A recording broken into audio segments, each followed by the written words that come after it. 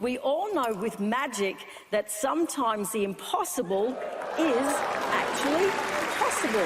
Take that right out the other end. How did Helen fool Penn and Teller by passing a solid rod through a glass of milk? Well, before I reveal the secret behind this illusion, here's a quick recap of what actually happened.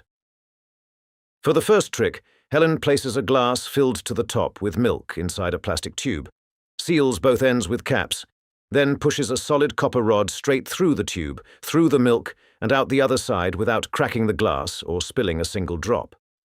She removes the rod, lifts the tube away, and the glass is still completely intact and full of milk like nothing ever passed through it. Then, in the second trick, with Alison helping, Helen shows a tennis racket and an empty cover, places the cover over the racket, and the moment she removes it, the racket suddenly has strings. I feel like a deer in the headlights of love. You've been binging videos on this channel, but you still haven't joined my Patreon for absolutely free, where you get early access to all the upcoming videos I've planned for this month. We now have over 800 members on board. Let's hit 1,000 this month. Membership is free to join, and for anyone who wants to support the project further, there are also optional supporter tiers available. Join for free right now by clicking the link in the pinned comment, then get back to watching this reveal video. Since Helen only performed 2 tricks in this act, we'll start with the simpler one, the tennis racket trick. Penn mentioned the racket was framed in an elastic way. The tennis racket thing, kind of an elastic way. That one line gives away more than it seems, because the racket had a built-in gimmick. An elastic ring made to look like the frame's inner rim was folded down and locked along the bottom, held shut by a small mechanism you can briefly spot when she lifts the racket. A closer look reveals the overlapping elastic, exposing the fold, and by now you've probably realized the strings weren't real either. They were white elastic bands built into the foldable rim. When Helen placed the racket into the cover, she triggered the release with her left hand, causing the elastic rim to spring open and lock into place, instantly making it look like a normal strung racket. The cover's only purpose was to hide the moment the mechanism activated. Now, let's talk about the rod-through glass trick, the one that completely fooled Penn and Teller. Penn tossed out a few theories, first guessing this.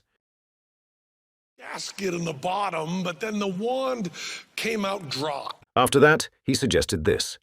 And then we thought you had a little channel in the center of it. But if you watch closely, the rod does touch the milk. The lower end shines with liquid, and a drop even appears on Helen's left hand as the rod comes back out, so Penn is clearly wrong here. Another clue is the bottom cap, which has a noticeably larger hole than the top one.